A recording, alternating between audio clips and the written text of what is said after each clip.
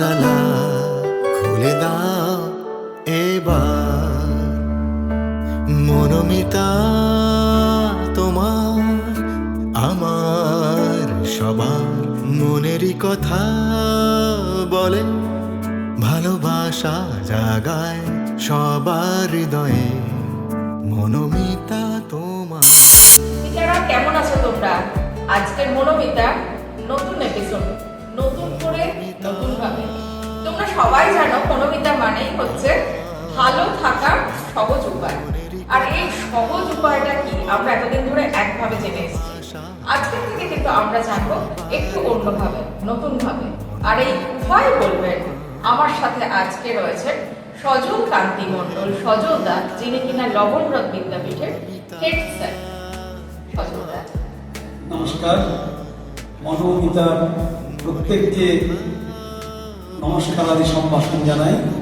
আজকের এই এপিসোডে আমরা এসেছি আপনাদের জীবনের কোনো সমস্যা সমাধানে মা, ঠাকুর, স্বামীজি এদের যদি ভাবনাকে নিয়ে আমরা এগোতে পারি, কীভাবে আমাদের বাস্তব জীবন আরও সুন্দর হতে পারে, আরও শান্ত হতে পারে, আরও আধ্যাত্মময় হতে পারে, সেই বিষয়ে আমরা রূপরেখা নির্ণয় করার চেষ্টা করি। একদম।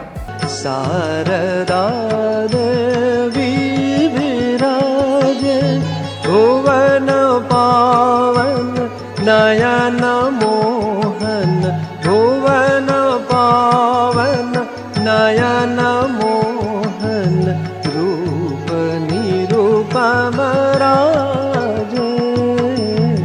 शारदा देवी विराजे, शारदा देवी विराजे। আমার এদিকে রয়েছে রাহুল, বাস্তুবিদ। নমস্কার। আজকে মনোমিতা অনুষ্ঠানে আমি এই প্রথম এসেছি। তো আগের এপিসোডগুলো আমি দেখেছি, খুবই ভালো লেগেছে। সুরঙ্গনার উপস্থাপনা খুবই সুন্দর। আজকালকার দিনের যে এত সমস্যা মানুষের, সেই সমস্যার উপরে আলোকপাত হবেনি। স্যার আছেন, আমিও আছি, আমরা সবাই মিলে মানুষের সমস্যা কীভাবে সমাধান করা যায় সেটার উপরে আলোচনা একটু করবো। আপনারা দেখতে থাকুন। আমাদের আজকের মিতা পৌলমী। তো চলে যাবে এবার পৌলমীর কাছে। নমস্কার। আমার মনোমিতাতে এসে খুব ভালো লাগছে। এর আগে আমি ইউটিউবে মনোমিতার এপিসোড দেখেছি, অনেকদিন ধরে এখানে আসার ইচ্ছে ছিল। তো এখানে আগের এপিসোডগুলোতে যেভাবে সমস্যার সমাধান করা হয় সেগুলো আমার খুব ভালো লেগেছে, তাই জন্য আমি আমার সমস্যা নিয়ে আজকে এখানে এসেছি। তো আজকে আমরা চলে যাব আমাদের মিতার কাছে, পৌলমীর কাছে। পৌলমীর যে সমস্যা, ওর যে স্ট্রাগল, ওর যে প্রবলেম এত বছর ধরে, সেগুলো কি কি হয়েছে, ও কিভাবে ফেস করেছে, এগুলো আমরা শুনে নেব। আমি বাবা মায়ের একমাত্র মেয়ে। আমার মা গত 2019 সালে লাং ক্যান্সারে মারা গিয়েছিলেন। আমার মা আমার কাছে একমাত্র বন্ধু ছিলেন, যার কাছে সব কিছু শেয়ার করা যায়, যেটা অন্য কারোর কাছে বা এমনকি আমার বাবার কাছেও করতে পারা যায় না সেভাবে।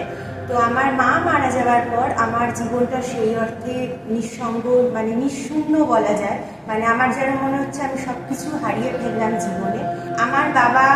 আমার বাবারও মানসিক অবস্থা এই মুহূর্তেও ভালো নয়। আর আমার নিজের মানসিক অবস্থাও ভালো, এবং এমনকি আত্মবিশ্বাসও আমার কাছে রয়েছে। আর আমার যেটা মানে মনে হয়, আমার বাবাকে আমার অবর্তমানে বা আমি যখন এখানে থাকবো না, আমার বাবাকে গিয়ে দেখবে, যেহেতু আমি আর আমার বাবা একে অপরের পরিপূরক। আমার তাই সবসময় মনে হয় যে আমার কিছু হলে বাবার কী হবে, আর আমার বাবার কিছু হলে আমার কী হবে। তো এই সমস্যা থেকে আমি কিভাবে বেরোতে পারি সেটা জানতেই আমি আজকে এই মনোমিতা অনুষ্ঠানে এসেছি।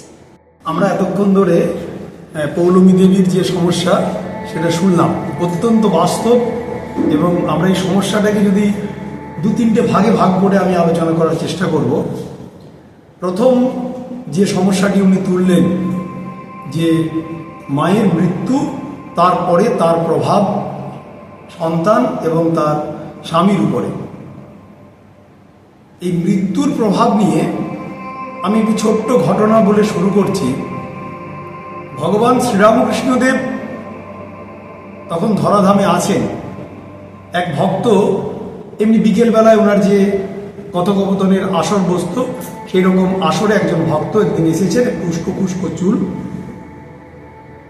তাকে জিজ্ঞাসা করলে যে তোমার আসতে আজকে দেরি হলো কেন? তো তিনি বললেন যে আমার সন্তান মারা গেছে, আমি শ্মশান থেকে সোজা আপনার কাছে এসেছি।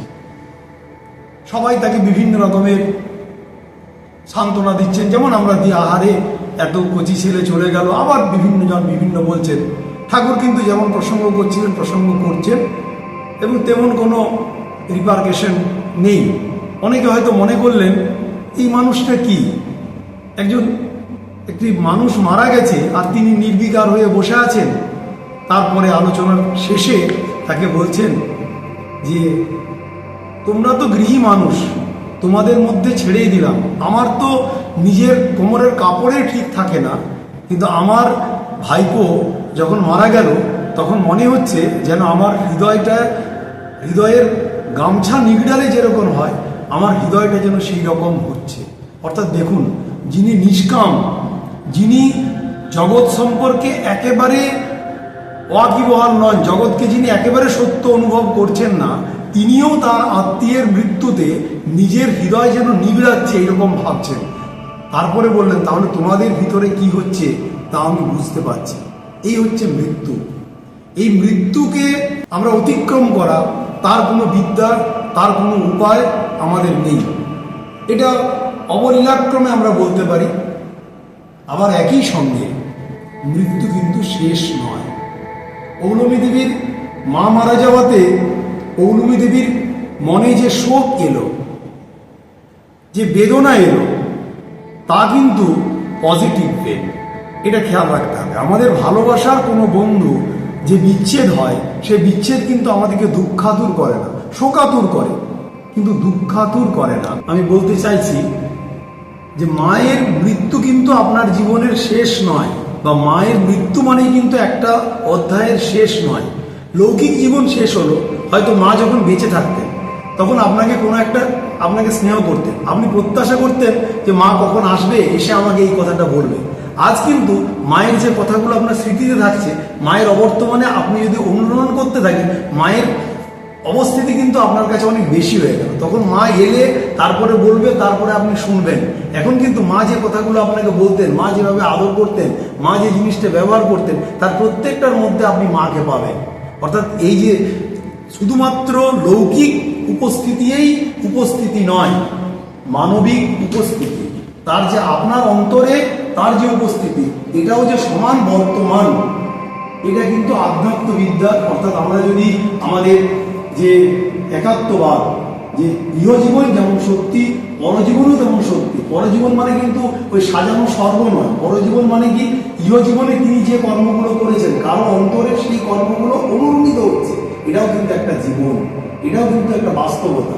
এই বাস্তবতা থেকে নিয়ে আনন্দ পাওয়া যায়, না পাওয়ার দুঃখ থেকে আন্তরিকভাবে পাওয়ার সুখ এর মধ্যে কিন্তু রয়েছে। এই জন্য এটাকে আমরা বলি পজিটিভ পেন। যেমন ধরুন একজন মা, যখন মা প্রচন্ড যন্ত্রণা সহ্য করে, কিন্তু কিসের জন্য, যে এরপরে আমি সন্তানের মুখ দেখতে পাবো। ঠিক তেমনি মৃত্যুকে আমাদের পজিটিভ দিক থেকে দেখতে হবে, যে মৃত্যু মানে কিন্তু শেষ নয়।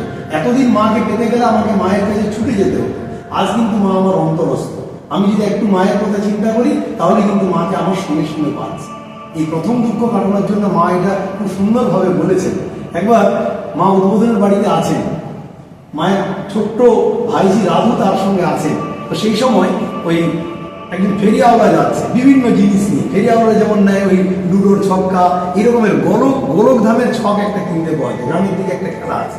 তো হঠাৎ করে রাধু তার ইচ্ছে হলো ওই স্বামী বাসুদেবানন্দ, তখন তিনি বাসুদেবানন্দ যিনি হননি, হরিহর মহারাজ, বলছে হরিহরদা আমি একটা ছক কিনবো। বেশ ভালো কথা, একটা ছক তাকে কিনে দেওয়া হলো। তারপরে মা বলে এটা কি, তখন রাধু নাকি বুঝাচ্ছে যে এইরকম এই করে এই গুটি দিয়ে এখানে কেটে এখানে উঠতে হয়, এখানে ওঠা খুব সহজ, এরকম জটিল। মা হঠাৎ করে গম্ভীর হয়ে বললেন আমাদের জীবনটাও কিন্তু তাই। এরকম সহজ সরল চলতে চলতে গুটি লাভ করতে করতে হঠাৎ একটা আবর্তে এসে আমরা পড়ে যাই। এটা ঈশ্বর নিজেই তৈরি করেছেন। এই আবর্ত কিন্তু শুধুমাত্র দুঃখ দেওয়ার জন্য নয়, এই আবর্তটা হচ্ছে তোমাকে ঈশ্বরমুখী করার জন্য। সুতরাং মনে করি যদি মৃত্যু না থাকতো সারা পৃথিবীতে, তাহলে পৃথিবীতে কিন্তু এত সুখের হতো না। কেননা তাহলে তো বিচ্ছেদ থেকে পাওয়া যে আনন্দ সেটা কিন্তু আমরা অনুভব করতে পারতাম না। সুতরাং এই মৃত্যুটা আমাদের কাছে থ্রেট নয়, মৃত্যুটা কিন্তু আমাদের কাছে, আমি অপরচুনিটি বলছি না, আমাদের কাছে প্লেজার বা অপরচুনিটি কথাগুলো আমি বলছি না, মৃত্যুটা কিন্তু আমাদেরকে সাহস যোগায়। স্বামীজির একটি কবিতার ছোট্ট লাইন আছে, সাহসে যে দুঃখ দন্য চায়, মৃত্যুরে যে বাঁধে বাহু পাশে, কার নৃত্য করে উপভোগ, মাতৃরূপা তারই কাছে আসে। তাহলে প্রথম এপিসোডটা আমাদের মৃত্যুকে এইভাবে দেখতে হবে। আর দ্বিতীয় যে পর্যায়টি আপনি বললেন যে ভয়ের ব্যাপারটি, হ্যাঁ সত্যি, আমরা আমাদের সামনে যারা আছেন তাদেরকে বোধহয় সব সময় মনে করি যে যদি আমি না থাকি আমার বাবার কি হবে, আমার বাবা যদি না থাকে আমার কি হবে। একটু আমি এখানে বলবো হলিস্টিক ভিউ নিতে। স্বামীজি এক জায়গায় কর্মযোগে একটি জায়গাতে বলছেন, মায়ও এটি খুব সাপোর্ট করেছেন, যে এত বড় পৃথিবীর যিনি, এত বিশ্বব্রহ্মাণ্ড যিনি তৈরি করলেন, সর্বশক্তিমান ঈশ্বর, তিনি এইটুকু করতে পারতেন না? কয়েকটা জিনিস দিয়ে কেউ মরবে না, কেউ দুঃখ পাবে না, এটা তো খুব তার হাতের মোয়া ছিল, তিনি ইচ্ছা করলেই তো করতে পারতেন। তাহলে করলেন না কেন? তাতে হয়তো তার গরিমা বাড়ত, কিন্তু আমাদের গরিমা নিতান্তই কমে যেত।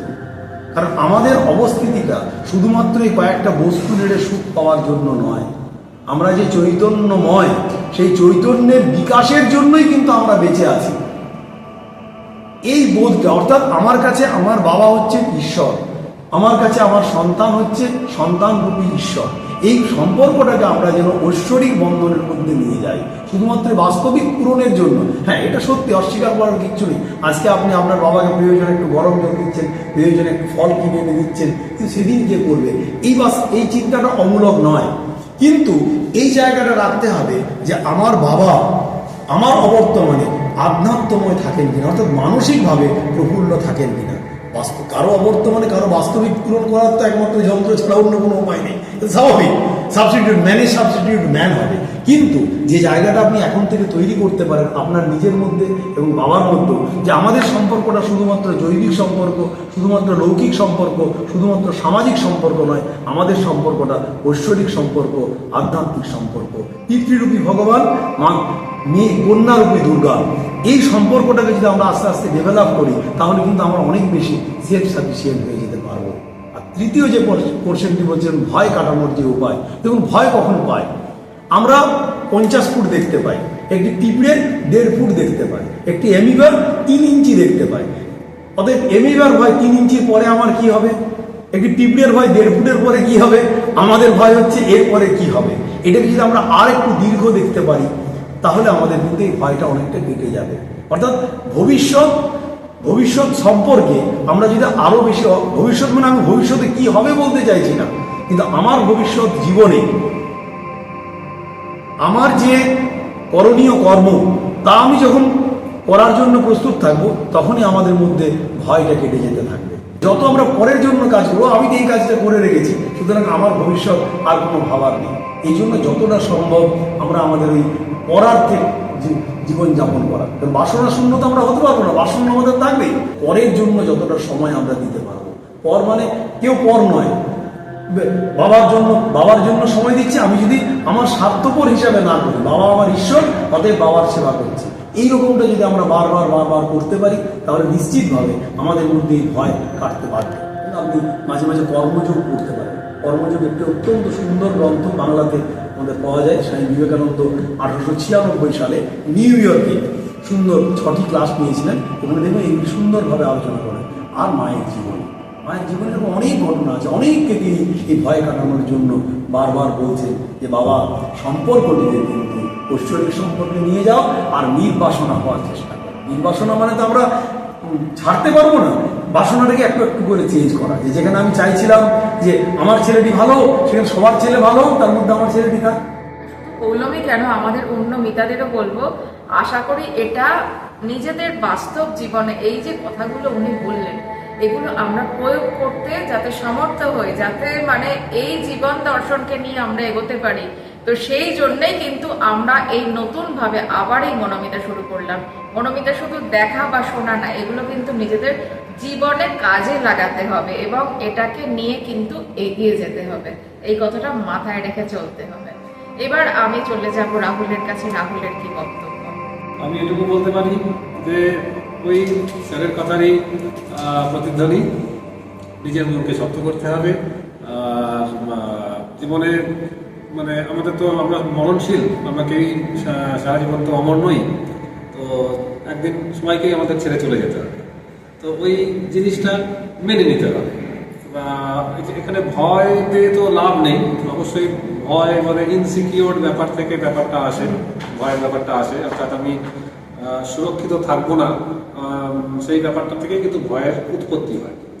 তো এখানে আমরা যেমন পৃথিবীতে যখন জন্ম হয়েছিল, আমরা তখন খালি হাতেই এসেছিলাম, আবার খালি হাতেই যাবো, এটা তো খুবই কমন একটা কথা। কিন্তু এই কথার তাৎপর্যটা বুঝতে হবে এবং সেটা প্রয়োগ করতে হবে।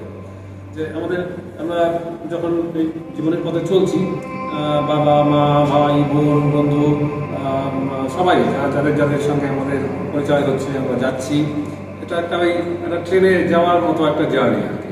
যার যখন স্টপেজ আসবে সেই স্টপেজ এসে নেমে যাবে, অর্থাৎ সে যখন বিচ্ছেদ হতে বাধ্য। তো এই জিনিসগুলো একটু মনের মধ্যে যদি মানে নিজেকে বোঝানো যায় না, তাহলে পরে দেখবেন জীবনটা কিছুটা অন্তত সহজ হবে। মানে আচ্ছা, হাতটা আমি একটু ইন্টারাপ্ট করি।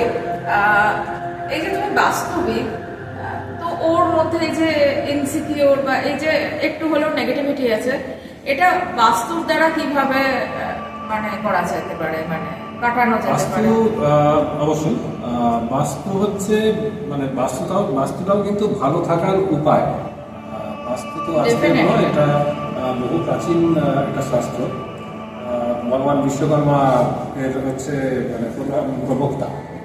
তো বাস্তু মানে হচ্ছে বাস্তু মানে যেখানে তুমি বাস করছো সেই বাস জায়গাটা যাতে শুদ্ধ থাকে, পরিবেশটা যাতে ভালো থাকে, শুদ্ধ থাকে, সেইটা দেয়।